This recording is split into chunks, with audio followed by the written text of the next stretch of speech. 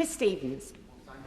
Madam Deputy Speaker, and can I congratulate the Right Honourable Gentleman for North Somerset for securing debate and obviously also for the passage of his bill, and I enjoyed his contribution this afternoon in advocating for individuals in the Down syndrome community. Can I firstly assure him that I was at the parliamentary event on Wednesday and there were people from Scotland down there, and I will be discussing some of those issues, and it was a privilege to be there. But it's also a privilege to be an elected representative, Madam Deputy Speaker, and one of the privileges that come with that is that you meet those you represent who speak truth to power. And on Saturday, Glasgow South West constituent Danielle came to see me at my surgery at Ibrox, and she asked me to participate in this debate, and that is why I'm here this afternoon, because a constituent has come to my surgery and asked me to participate. And I did ask Danielle to write to me about some of the things she wanted to say, because sadly, and the exchange I had with the Right Honourable Gentleman about diagnostic overshadowing, I'm afraid there's an example coming up, because Danielle has given me an example in which she is currently going through the complaints procedure with the Health Service in Scotland to discuss some of this. So I've asked Danielle and her son Stephen to go through their experiences, and I'm going to read out what Danielle sent to me last night. My name is Danielle Urie. If my son Stephen could speak, I'm sure this is what he would say. My name is Stephen, I am 11 years old.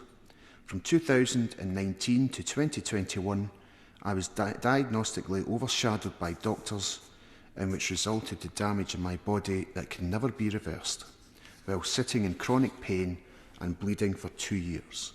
And I'm now left with a permanent stoma and my large bowel being completely removed. During this time, I'd been treated with no respect and left with no dignity. Danielle then goes on and says, if Stephen was a typical child who could voice for himself, I don't think any of this would have happened. I want you to all know the catastrophic consequences that can happen with diagnostic overshadowing, because it's real and it happens more than you all think. To have no control on what happens with your child's healthcare is terrifying.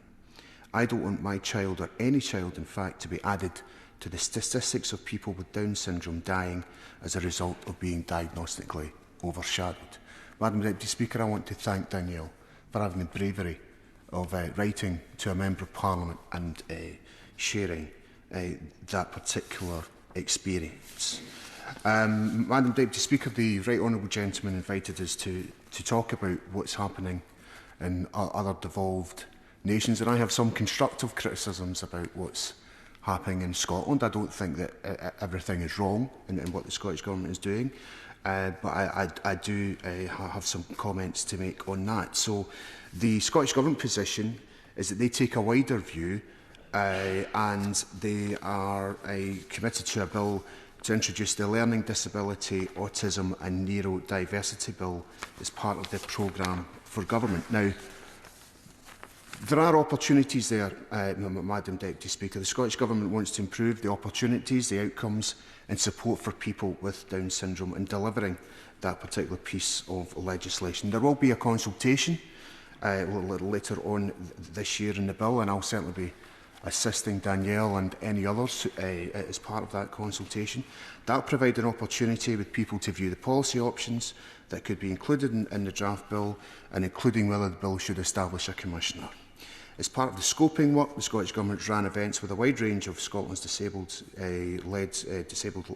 people-led organisations and national charities, and the Scottish Government is working towards a human rights-based approach to ensure the bill is fully co-designed with people with lived experience. It's very important that, you know, when we're shaping legislation, we have people with those lived experiences involved in the outset of that particular legislation.